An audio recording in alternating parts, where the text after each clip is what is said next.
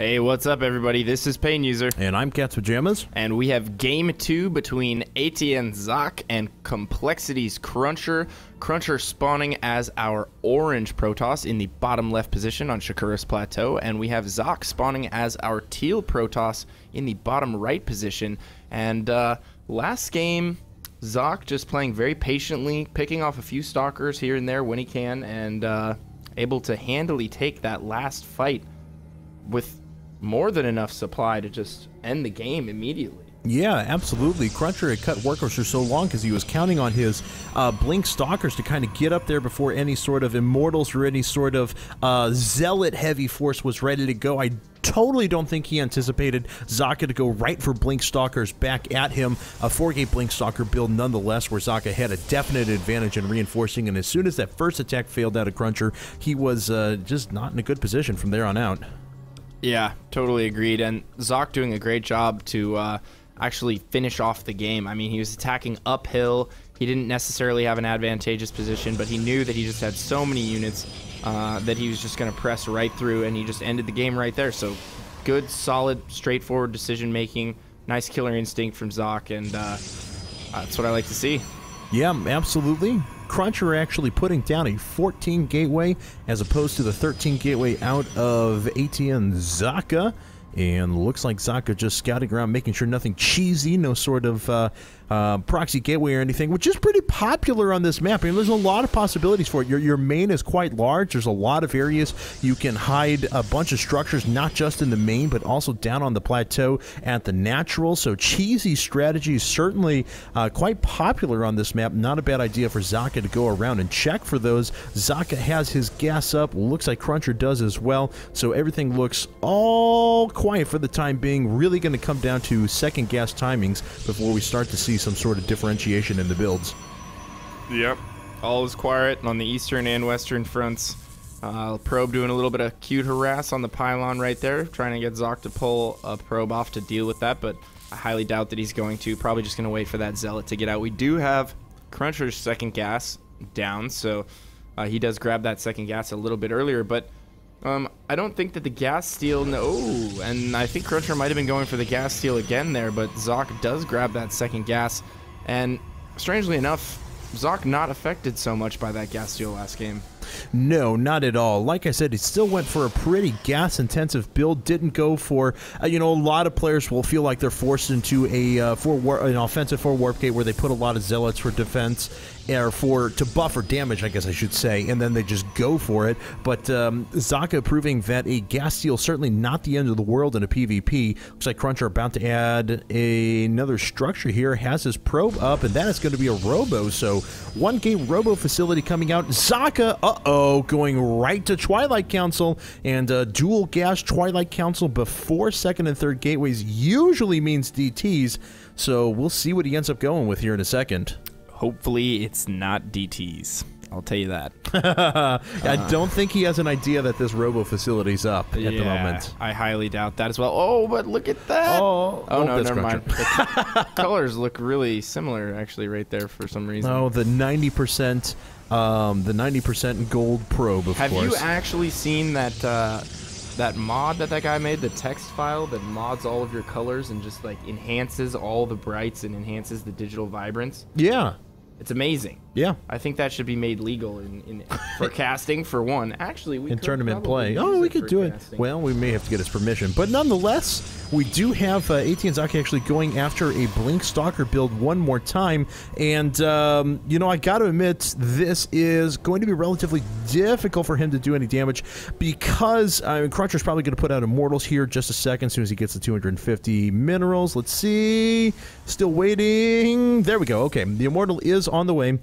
And once you get about 2 Immortals out, Blink Stalkers are dead in an offensive capacity. So we'll see if Zocke is going to just push ahead, make one big strong attack, because if he does, there should be probably 2 Immortals out by the time that Zocke would normally want to attack, and that may be able to do quite a bit of damage. Yeah, these Immortals are not going to bode well for any kind of Blink Stalker pressure, and it looks like that's exactly what Zocke is trying to do. There is, however, So it has been scouted. The observer has come through his main.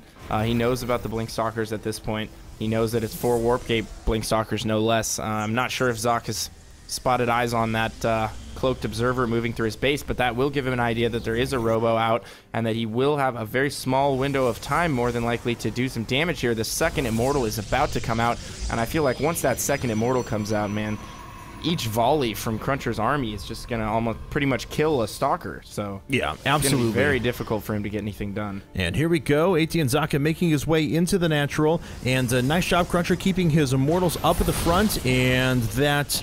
Oh, he actually does manage to get one blinked up, but that immediately gets shot, and Zocke has to go, hey, in a second. That was a couple of Immortals there. I think I am headed out of town. So Cruncher putting up his 3rd Immortal at the moment, that 2-gate robo build that is pretty popular now, working wonders. Looks like he's going to convert right over to Colossus, and yeah, I mean, as soon as he can establish just a couple of Colossi, it is going to put aTnSocke very far behind. Looks like Zocke putting up a robo facility of his own, but he is far behind in tech.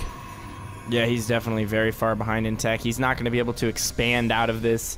His options are really limited, and immediately a Cruncher going for Colossus here. Once he gets a few Colossus added into the mix there, he's going to have a very, very strong army. I feel like his push is going to be incredibly difficult for Zoc to defend. We actually have a proxy Stargate going in the top left as well.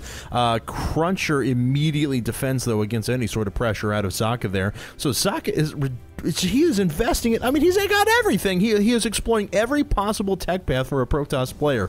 Twilight Council down, the robotics facility about to finish, and a Stargate here at the top left-hand corner. So, I mean, I just don't see how Zocke is going to have the resources to support all of this. He is basically going to cut the rest of his Warp Gate army in order to get that established.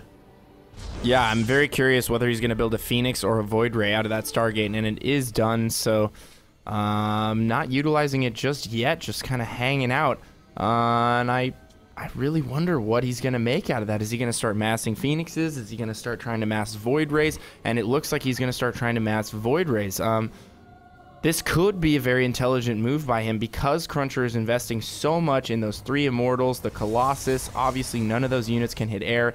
If he does manage to pick off some of those Stalkers of Cruncher, he'll be in a really good situation depending on how many Void Rays he has. Yeah, but I mean, that's the big question. How many Void Rays is he going to have? Because Cruncher is going to have so many forces out before that happens. He's already up by 14 supply and adding a second Colossus. That let's say he attacks and there's only 2 Void Rays on the field. I mean, aTnSocke is almost just going to have to go straight for the basic Cruncher. He's not going to be able to pursue the Colossi because those Void Rays just simply won't do enough, or won't do damage quickly enough for Cruncher to still kind of steamroll Zocke's base, depending on where they're at on the field. So, and Cruncher has also expanded, and Zoc has not. It's 2 base to 1 base. And not only does Cruncher have the lead on Harvesters, I believe he also has the lead in Army. So yes. Yeah, it's going to be very difficult for Zoc to win this. I have no idea what he's going to be able to do. I mean, he's just adding units off of 1 base, you know, slow as can be, while Cruncher has full 2-base economy going. He's continuing to produce probes. You know, Zoc building virtually nothing right now except for a Void Ray, and just continues to add gateway units into the mix. And it looks like Zocke is sending all of his forces out for now. Some of those taking the long way around, all the way up. Don't believe he's pulling probes with this, so it's not like this is a big all-in or anything like that.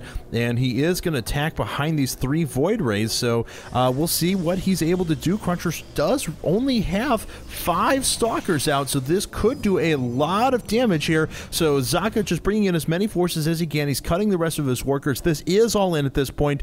He will not be able to establish another force if this goes down. So we'll see here.